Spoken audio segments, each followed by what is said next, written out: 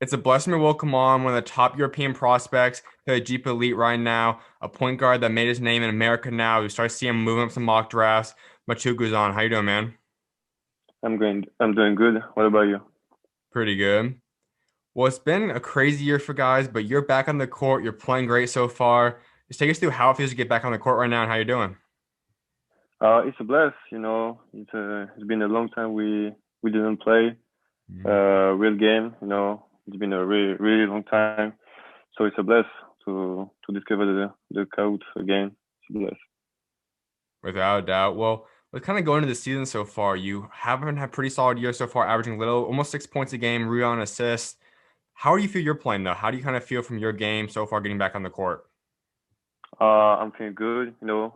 Despite we lose, you know, Mhm. that's the part of game. But for my part, I'm feeling very good. I got people who helped me a lot. You know, my teammates helped me a lot to improve my game, to know what I need to do in the court. So I learned a lot for people around me. You have a special opportunity to learn from a guy that's been in America, played in the NBA for a while, and that's Jalen Adams. Take us through what it's like learning from him and playing alongside him. He's a great guy. You know, I mean, yeah, I learned a lot for him. You know, because he played 4 years university, maybe very top player, Mhm. going to overseas and be a top player too. You know, he's a tough guy. You know, he's skilled. He got shot. He can do everything on the court. So he helped me a lot to know what I can do in the court. You know, do the same do the same that he do. So yeah, it's a blast to play with him. And your ultimate goal, I can imagine, is to someday come to America, play in the NBA eventually, and to learn from a guy like that that's had that experience, been to America. How has it kind of helped you, and what's some of the advice he's given you to help prepare you for the eventual NBA goal you have? They helped me a lot. You know, so not do the same mistake that they do. You know, being focused, being professional on what you do all the day. Yeah, they probably do. Yeah, yeah. And I would like to go into that a little bit because you obviously are a top guy, and I'm not sure if you have or not, but a lot of guys come to America for high school, go play at a prep school, or even come to America for college. Were either one of those things something you ever considered? Did you ever think about coming to America to go to high school or even go to college? Uh, nah. I don't really to do this. You know, I just want to learn in French. You know, because I think it's the best for me. You know, they got a lot of people like me in state, so I don't want to be you know, the same player like everybody. So in French, I think I'm special. You know, I can run fast, so I'm really special in French. This way I stay in French.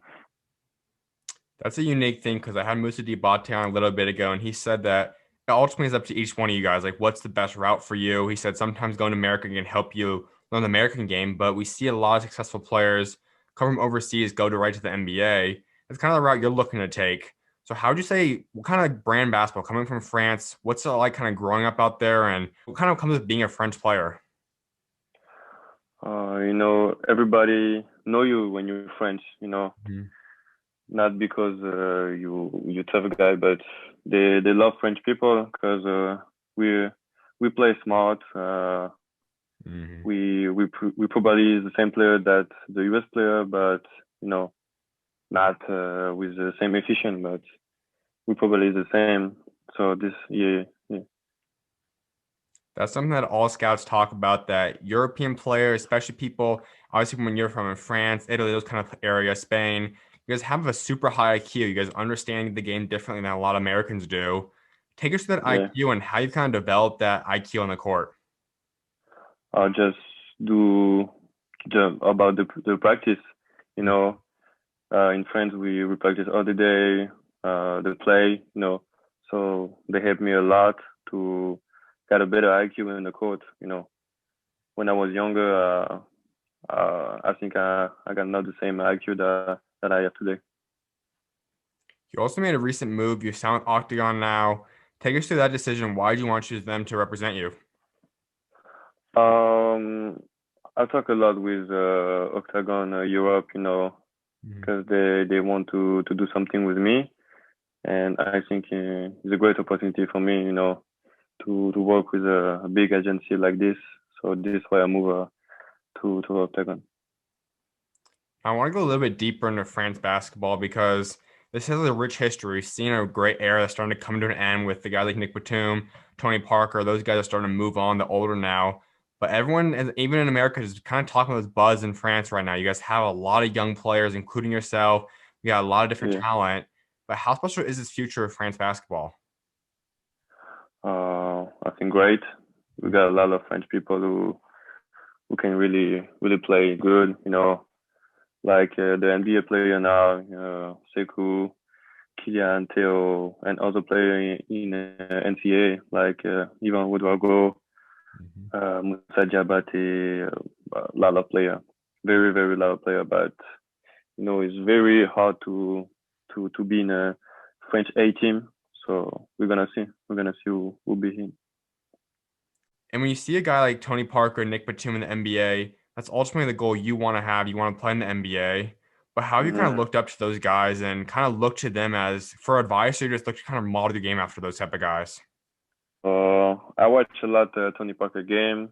Hmm. When he was in France and when he come to America, he do probably the same, but with more efficient. Really more efficient. So I think he's a really tough player.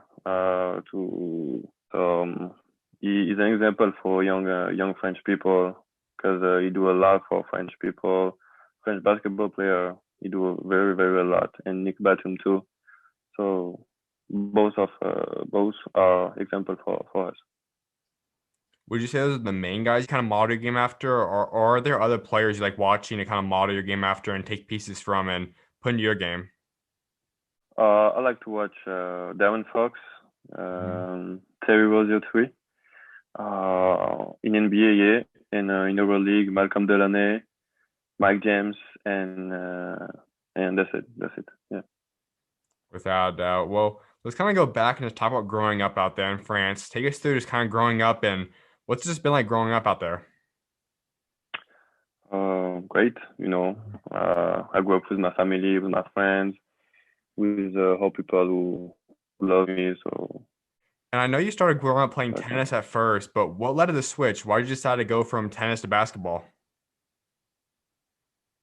Um, maybe the spirit of the basketball. Tennis is more. You play against a man, and that's it. Nobody can talk to you about your performance about except your father. But basketball is more family. This is Mhm. why I switch. It's more family, friends. You can do everything you want with your teammates. This is why I switch. You guys have a different system out there. You guys have the club route, which is different from America. So kind of explain that. What's the club system like out there?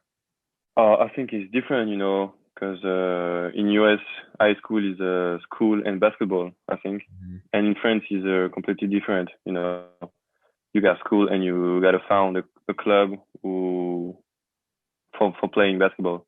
This is really different. You're not in school and play basketball for your school.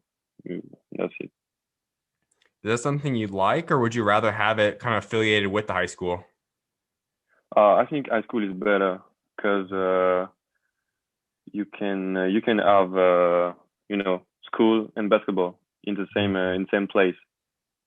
So in France, it's not the same. You have a school and basketball, like 15 minutes. You know, Absolutely. Well, you first started off playing with CGM Borges. Kind of take us through that and take us through your first experience playing with them.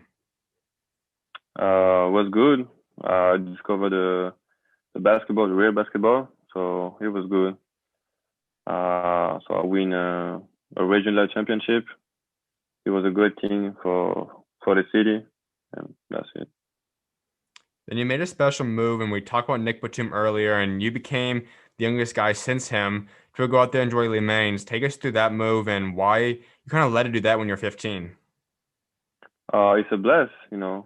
It's a really bless to be compared with a man who be in NBA and French national team. It's really a bless, you know. And you're only 15. You got the opportunity to play for that elite of a team. How'd you get used to that at such a young age? So I learned a lot, because at 15 I wasn't really ready. I learned a lot from a experienced player, like Antoinetto or some player like this. When you're younger like that, you can only learn and listen what the grown men say. While you were out there, you had a couple of teammates that were also really well-renowned names, and someone like Cliff Alexander, DJ Stevens. What was it like learning from those guys? I learned a lot from Cliff Alexander because he played in NBA. He was a top star recruit. I Mhm. learned a lot because he's really a good guy. I appreciate really to play with him. He was really cool. I learned what he do, and he told me every day to work all day, work, work, work, work. And as DJ Stephen do the same, he was like a big bro for me, a big brother for me. So it was really cool to play with both of players. That's a unique thing because in America, if you're 15 or 16 or 17, you're not going to be playing against NBA level guys or pros, but you just get to go to practice and you get to see a guy like Cliff that's played in the NBA, played in college, Mhm. DJ Stevens, even as adults that's played European basketball. How much better does that make you at practice competing against those type of guys? Because every day you say, "Oh, damn, I'm gonna play against Cliff Alexander, DJ Stephen, and some player who got 10, 12 years of experience of NBA basketball." So Mm-hmm. you're like, "Damn, I need to do better, to play better, to make a good choice." And that's it, yeah. When you're as young as you were and you went against practice, was there a moment that you remember that was kind of funny that it was kind of like, wow, they sometime you just went against Cliff Alexander, you went against DJ, and it was kind of a hard Mhm. moment for you? Yeah, for sure. When I got isolation against Cliff Alexander, it was tough. It was really tough. I Like, can do nothing against him. And DJ Stephen, nah, not the same level that Cliff Alexander.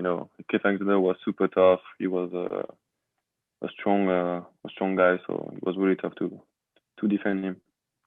and then recently you also had the move where you got loaned. Take us through that decision and what kind of led to the reason of you being loaned to Champagne. So, because I need to play more Mm-hmm. and to take experience to play against a man. So this is why I moved to Champagne, and it was a decision, a common decision. The club, my agent, and my family. And you also, we all know the COVID pandemic set in about a year ago. It shut down basketball, shut down the world pretty much for a long time span. But how was that? Where were you when you first learned about the shutdown? And take us through that first couple of days, just learning about the shutdown and kind of canceling the season. So I was in practice with Le Mans, and they say we can't play now, so we can't play. So you need to go home. Everybody say what? Everybody shocked, and we say wow. So it's like this now, and everybody go home, and that's it. The season was done. It was crazy. It was really crazy. And you're sitting at home and you don't really get too much to be able to do, but how did you improve your game? What did you work on while you were in lockdown for the whole lockdown period? I watch a lot of video, of EuroLeague game for improve my game a lot because I can't really play last year. I really can't. So I think yeah, I watch a lot of EuroLeague game to improve my game. Now, getting back into this season, do you guys have any fans? Is there a small amount of percentage of fans that can go there? Or are you guys still pretty much locked down in terms of no fans coming to games? No, nobody came to watch our game except some people, like 20 people in a gym. That's it. I know that's tough for a lot of guys because when you're talking about basketball overseas, we know the fans are crazy out there. That's one of the more Yeah, fun parts about playing basketball out there. How have you got used to that? What's it been like not playing with any fans during games? it's really strange, you know. It's really strange because Mhm. when you look around, when you play, nobody's there to support you. Nobody say, "Oh, that's crazy! You make a threes. Okay, let's go." Nobody say that. So we play just for play, and that's sad. Yeah, it's sad. Do you like it more with fans or without them? With fan for sure. Mhm. With fan, yeah. And that's something I do want to touch up on because I said the fans out there are crazy. It's almost like more towards like American college, but I think it's even more extreme than that. How special are fans over there in Europe? Oh, I think it's the same that college fan. Yeah, I think it's the same. It Mhm. depends of the country where you play. Maybe in Turkey or Russia or maybe Spain, people are more crazy. Mhm. But not in France. Or some exception like Le Portel. But that's it. You know, French people are not crazy.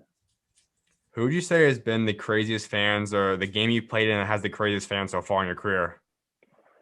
Maybe in the European Championship, when I play against Greece, yeah, yeah, with a sold out, everybody against us, you know. Yeah, I think it was crazy. It was really crazy. Without a doubt. Well, as I mentioned now, your ultimate goal is the NBA at some point, and I know there are some rumors for you possibly going in this past year's draft. Some people said you could potentially be a second round pick. Take us through why you decided not to enter in this past year's draft and you want to wait out a couple more years. I think I wasn't ready for declare my name to be in NBA draft. This is why I take the decision just by myself. You know, I didn't talk to my agent or my family. I just feel that I wasn't ready for being NBA or be drafted. You know, I think when you enter your name in a draft, I think you need to be ready to play in NBA or play in G League. And I wasn't ready for this. Have you ever been in contact with anyone from the NBA? And if so, have they given you any advice of what do they want you to improve on before you really know you're ready to go to the NBA? Really not a lot, but I know what I need to improve. You know, my shot, my body, my selection to be mature in a court. And that's it. Yeah. Right now, you're projected to be in the earlier second round now for 2022.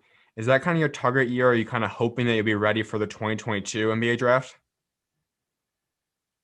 Yeah, I think I'm gonna be ready. You know, play 2 years in France, or I don't know the future, but Mhm. play 3 years in pro to to be really, really, really ready. I think yeah, I'm gonna be ready.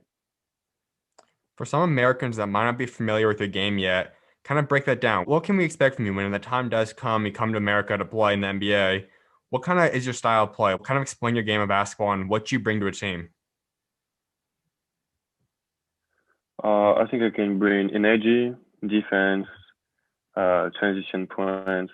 That's maybe a little shot and but more energy. Yeah, I think I'm a type of player who can put energy on the court on both sides, in defense and in attack. And you also have had an experience playing in FIBA. That's really where you started making a name for yourself. Back in 2018, you played with U17, you averaged 8 points a game. You guys come away with silver. Take us to that first time playing in FIBA. Wow, I think it's the biggest experience of my life. You know, play for my country at 17, play against a national team like Argentina, USA, Mhm. Puerto Rico. Yeah, I think it's the best experience of my life. And to know this very young, it's very special. You know, to play with Kylian Ice, and Theo Marino, it was really, really, really cool and really a great experience for me. I want to hear your take on this because some guys have said that they love playing for the high schools in America. They love playing for colleges or NBA. Overseas, you love playing obviously for your clubs, but when you get to represent your country, you put on that France on your jersey and you truly just take that stance of representing your country. How special is that? And do you like playing FIBA or eventually possibly Olympics? Do you like that more than playing club basketball or Hmm pro? I think yes. yes, because he's really a blessed to represent his country, Hmm. especially in France. France is really they like really basketball, so yeah, very special moment. But I don't know if I prefer to play in NBA or play for my national team. I don't know. I don't know. Then you got another opportunity in 2019. You guys finished fifth place, but your numbers bumped up a lot. You averaged nearly 11 points a game, 3 steals per game. Take us through that second run in FIBA and what you liked about that one.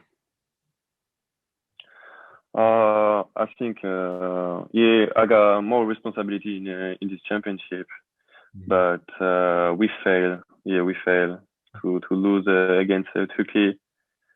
We fail because we got a lot of good players. Malcolm Catalon, Musa Jabate.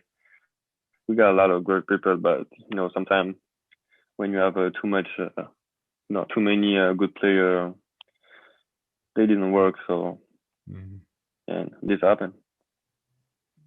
Now, going forward, we know eventually the goal probably is to play in the Olympics when you're older. Take us through that and how excited you are to potentially represent your country on the Olympic stage someday. I'm really excited. This is a goal in my mind, Mhm. but step by step, and I'm gonna see if I can do in this team to be in this team. We mentioned some of the older guys from France, but there are another guy that we haven't talked about yet, Rudy Gobert. He's a great player. You might be able to have the opportunity to play with him someday because he's still a little bit younger. But discuss him, and you also said we got to talk about Killian Hayes. We know it's cool to a couple different guys in the NBA. But have you had a connection with those guys? Have you hung out with them? And what's your relationship like with anyone that's played in the NBA from France?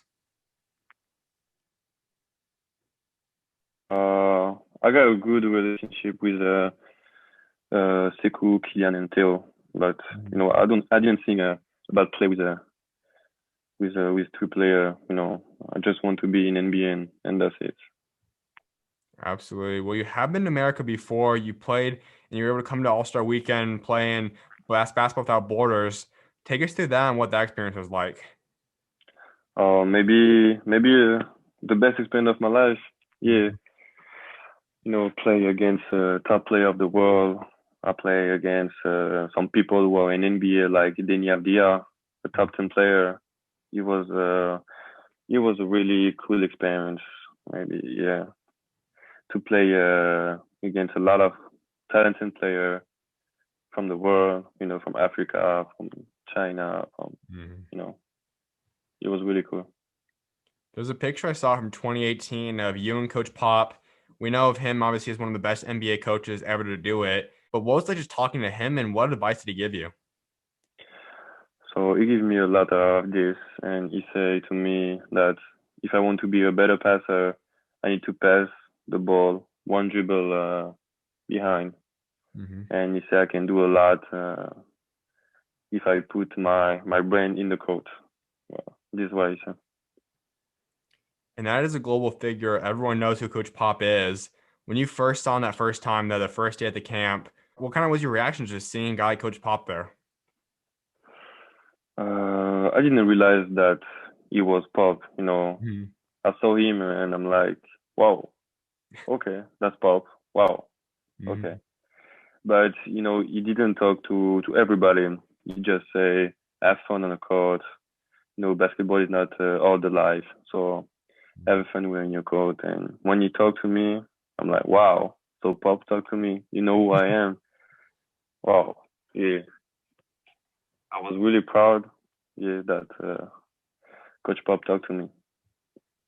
Were there any other NBA players or NBA coaches that you've talked to yet from either one of your basketball border camps?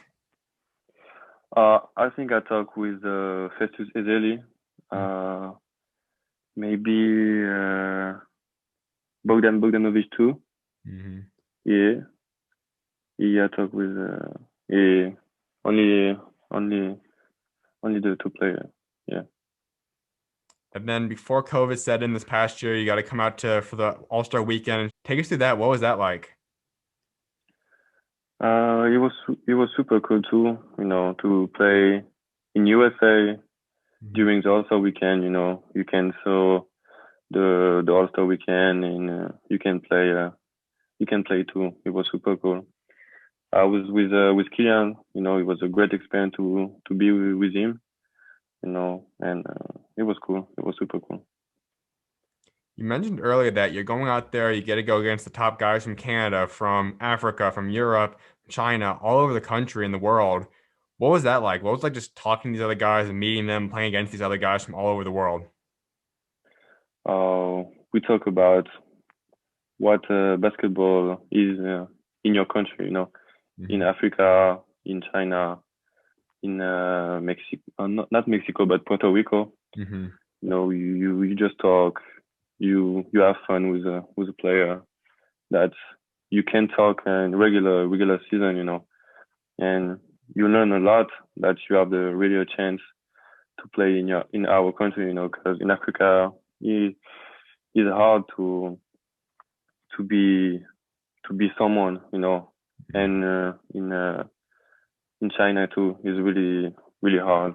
So when you talk with this type of player, you know, you're like, oh, okay, I have a lot of chance to be where I am. Absolutely. Well, a few more things before I let you go. One of which is that you are 6'4". You're a big guard. You're a lot taller than typical guard is these days. How have you learned to use your height advantage in games? Um, you know, when you taller that than everybody, you have to learn how you can use your body to finish strong, to play good, and that's tough because when you're 6'4", you can also play two or three positions. Mm-hmm. And yeah, to be a point guard who 6'5" is super cool. Yeah, it's super cool. You also have the nickname MG3. Take us through how that nickname started and just how you kind of developed and started using that nickname.